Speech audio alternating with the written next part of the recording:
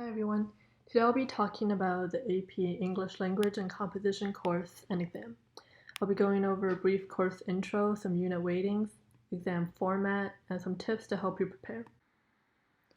So first, as you probably already know, AP Lang is an introductory college level course and is part of advanced placement. Writing and reading analysis take up a huge portion of this course and exam, and rhetorical skills are also very important. Some skills that will be taught include identifying the purpose of a text, making arguments and supporting claims with evidence, and writing persuasive essays.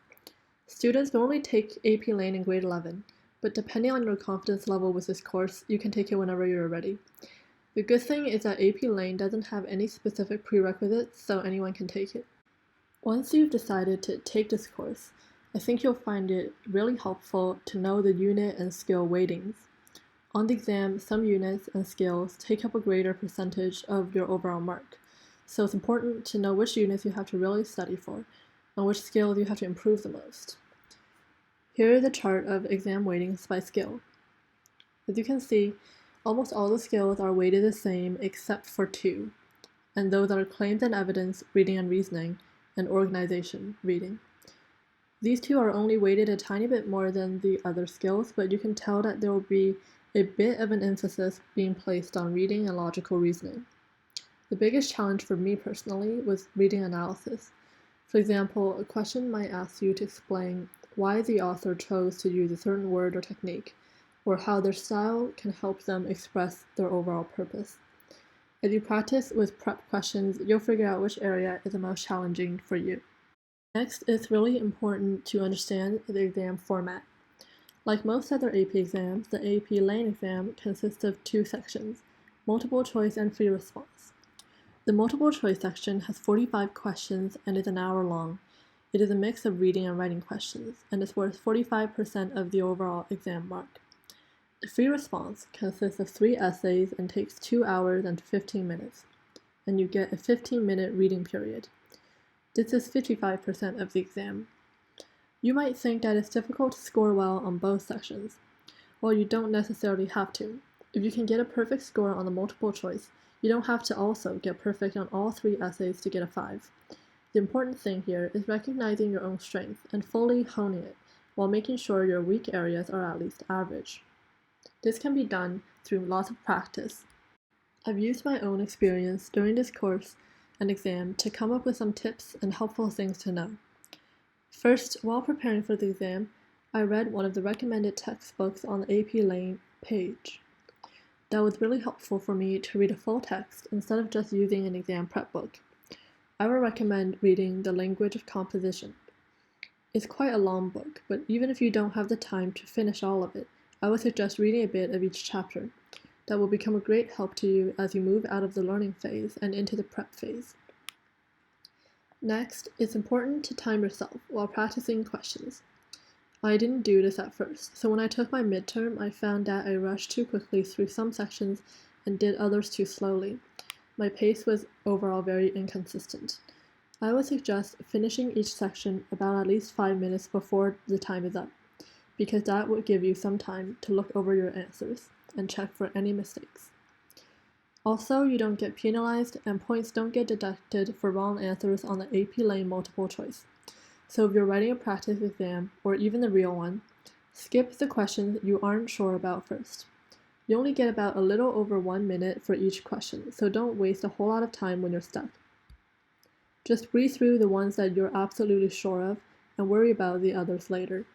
For the second section of the exam, you're going to have to write 3 whole essays, so it's very time and energy consuming. I wrote the AP Lang exam online during the pandemic, so I used my break time by walking around, getting some air, and organizing my workspace. I think that before you write anything, you should clear your head and just empty out everything from the multiple choice earlier. Then use your 15-minute reading period wisely. If you've timed yourself before and you can finish the essays within the time constraint, take all 15 minutes to slowly absorb the questions. If you're able to use paper and pencils, plan out each step of what you're going to say. Have a clear layout in your head of what you'll write, what arguments you'll make, and what evidence you'll use before writing anything. Don't finish up a whole essay just to remember that you forgot a point. then spend a long time trying to decide where to insert that point. Have all your points set in stone, and don't just add random ideas that come to you as you go. Stick to your plan and watch your time as well. With this kind of pacing, I was able to write all 3 essays within the time constraint. Lastly, an advice that is more specific to the essays. Use a clearly defined essay structure. You might have learned about how to structure an essay while taking the course, or you might have read some AP samples online. In my opinion, when it comes to essay structures, the simpler the better. Don't be overwhelmed and think that the level 5 samples you've read are much too complex for you to imitate. You don't have to try to write like that to get a 5. The structure and finer details aren't what get you points. It's the content and thinking shown in your writing. So even if you use a simple structure, you'll score high with a good argument. As long as you have a super clear structure with a thesis, evidence, and conclusion, you'll be fine. Next, I'm going to share some basic information that you should know for the exam. So today, I'll just go over 2 main things that you absolutely must know for the course and exam. These 2 things will almost always appear on the exam, and these are rhetorical devices and figures of speech. Let's look at rhetorical devices first. Generally, these are used in writing to get the author's point across. Rhetorical devices are mostly used in persuasive writing. That is, when you want to convince someone to believe in your point or argument. The 3 main devices are ethos, logos, and pathos. Ethos is an appeal of authority and credibility. For example, you might not believe a little kid if they tell you that you need surgery on a wound, but you'll believe a doctor if they said the same thing. That is because the doctor has the authority or power to say that you need surgery. From the doctor's perspective, an appeal is being made on ethos. As a qualified doctor, I think you need surgery. That is what ethos is. However, a little kid does not have the qualifications that a doctor has. Therefore, you are much more likely to believe a doctor instead in this case, because of their professional credibility. Logos is when you appeal to someone's logic. Let's say you want to persuade people to believe that sleep is good for you. You can use scientific data or experts' research to convince your audience. It's harder not to believe something when there's solid facts and data right in front of you. Because the audience has logic, they'll understand that the facts prove your point right. That is how you use logos. Pathos is one of the most commonly used appeals. It's completely based on the audience's ability to feel emotions. Some of the most famous speeches have used pathos. When rulers give a speech declaring war, for example, they try to stir up feelings of patriotism and nationalism by saying that the country is united and can overcome anything together.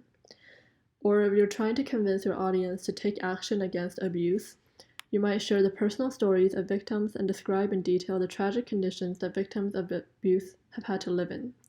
That will cause your audience to feel sadness and anger, and these emotions will often fuel their belief in your argument.